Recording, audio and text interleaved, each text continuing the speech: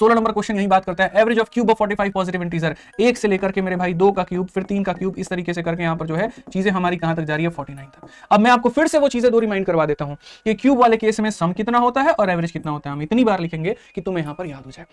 और ऐसे सवाल पेपर में पूछे जाते हैं। जब सम की बात होती है तो यहाँ पर n इंटू एन प्लस 1/2 का मेरे भाई क्या हो जाता है, होल स्क्वायर हो जाता है। ठीक है, अब यहाँ पर आप करते हो n का स्क्वायर, जिसको n से डिवाइड करने के बाद ये हो जाता है। यहाँ पर आप इसका मेरे भाई स्क्वायर करते हो और 2 का स्क्वायर कितना होता है, 4 होता है। ये होता है औसत।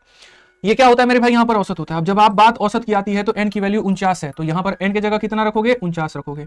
49 में जोड़ो 50, तो मेरे भाई 50 का स्क्वायर यानी 50 इंटू 50 हो जाएगा। डिवाइडेड बाई क्या हो जाएगा, 4 हो जाएगा।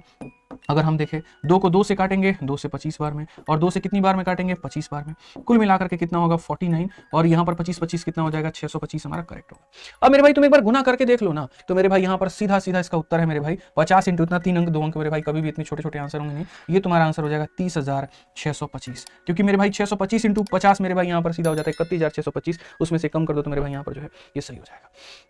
कितना हो जाएगा, 30,625। बिल्कुल हमारा सही उत्तर ऑप्शन नंबर 8।